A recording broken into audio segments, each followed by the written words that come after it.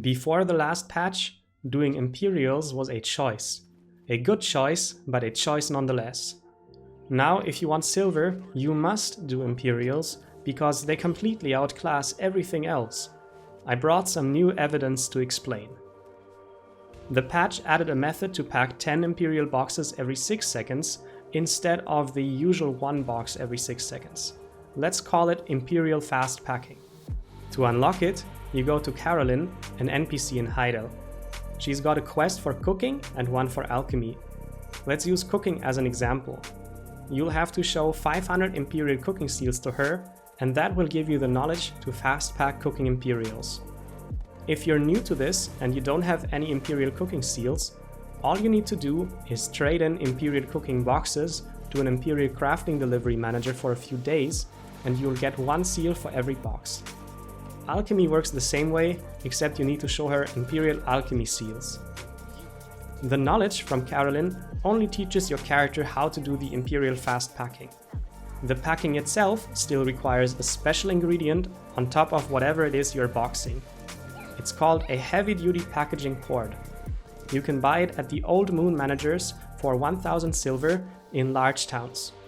Only 1 cord is used up every time you pack 10 boxes, so packing with the cord is practically free and a total no-brainer. So packing will be 10 times faster.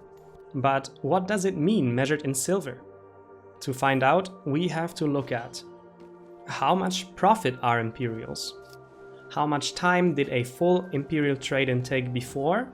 And how much time does a full Imperial trade-in take now? We'll consider 2 examples, an avid life skiller such as myself and somebody who doesn't care about life skilling. Let's call him Steve. I have 468 contribution points, which translates to 234 Imperial trade-ins per day. I cook Valencia meals myself to pack the boxes. I have 1420 cooking mastery and 1750 trade-in mastery. Trade-in mastery is when you wear mastery clothes instead of silver embroidered. Steve has 350 CP because he doesn't do much questing and only cooked just enough to hit Guru 1. With this, Steve can buy Valencia meals or whatever is the most profitable from the market and pack it into 175 Imperial boxes every day. He bought some cheap Tet Logia gear to make a little more profit in the long term. Steve's cooking mastery is 600 and his trade-in mastery is 800. We can look up the profit per day in Summer's Imperial Cooking and Alchemy sheet. Select region, enter Cooking Mastery and Trade-in Mastery, or Alchemy Mastery if you do Alchemy. Go to Sorted Profit. Select Making or Buying. Take profit per box and multiply by the amount of boxes to trade in every day. Note that the prices in the sheet update automatically, so profits might change a little bit if you repeat your calculations later. Let's find out how much time we commit to Imperials. First, trading in the boxes at the NPC. I tested it in Altinova and it took 2 minutes and 51 seconds. The distance between the Altinova storage and the Imperial crafting delivery NPC is moderately high. Grana and Heidel are way closer, for example. The time also includes waiting 12 seconds for the Imperial reset and swapping channels once. That is necessary sometimes.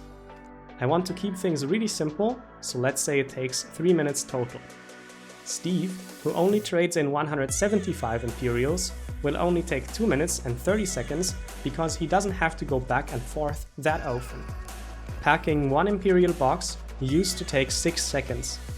That's 10 boxes per minute. I have to pack 234 boxes, so that used to be 23.4 minutes. Note how you can calculate this easily by dividing your number of boxes by 10. Very simple. 175 divided by 10 is 17.5 minutes Steve used to take. For fast packing, we simply divide this again by 10. This doesn't consider the time it takes to unload boxes into storage and re-queue the next packing cycle 4 times. But I think Steve and me can both spare 20 unaccounted seconds per day of playing BDO. To calculate profit per hour, we simply take profit per day, divide by the number of minutes, multiply by 60 and arrive at 540 million silver per hour of slow packing profit. Repeat this calculation for the other values and understand the results. What changed for me is that I'm saving some time as I'm doing Imperials, which translates to a higher silver per hour.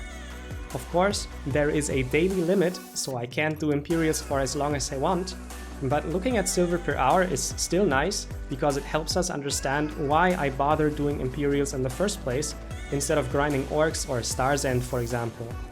Silver per hour says, doing Imperials has always been a good choice for me, and it continues to be. Steve's situation is much more interesting. He used to make 214 million silver per hour. If he played on an evening where he didn't have any semi-AFK time, but only played actively, he would prefer to make 250 million per hour at Star's End over making 214 million per hour trading in Imperials. So on some days, he would decide to miss his Imperials in the past. But now, as he's making an unparalleled 1 billion per hour, the game incentivizes him to do his Imperials every day. Even if he could be grinding orcs instead and make 500 mil per hour, Imperials will still be better. The simple conclusion? If you haven't been doing Imperials yet, it is time to start. Get at least Guru 1 cooking, as many contribution points as possible, and a set of life skill gear, at least on the Ted Logia level, and start doing trade-ins every day. Even if you're just buying Guru meals from the market and packing them, it will still be a good profit. On a global scale, the changes mean that a lot of Steves will be entering the Imperials market. This is going to have a number of side effects. A few minutes after the Imperial reset, vendor limits will already be at 0, even in remote places like Valencia City, Duvenkroon and Odraxia. This means Imperial profits will not necessarily go to the most active life skillers, but to whoever is at the right channel in the right location at the right time. The right time is at daily reset and once again every 3 hours after the daily reset. Meal prices will rise as non-life skillers buy meals from life skillers through the marketplace. Sub-recipe and ingredient prices will also be affected to a lesser extent. Gathering and cooking for the market will become more profitable. Boxes on lower tiers than Guru will become more attractive. Better to trade in these than nothing when there is too much competition. Alchemy Imperials could also become more attractive. There is less competition in Alchemy. Pearl Abyss have announced that they are working on more changes to make Imperials more convenient. This probably means more profit, but also more competition. Complaints from life skillers who are unable to trade in Imperials are to be expected. In the future, maybe PA will increase or remove the vendor limits so that we only get limited by our CP divided by 2. My forecast on the side effects assumes that a decent number of growth-minded players have not been doing Imperials before the change, but they are getting into it now. How about you? Are you a player who didn't do Imperials, but you are starting now? And how do you feel about Imperial fast packing and its implications? Let me know in the comments.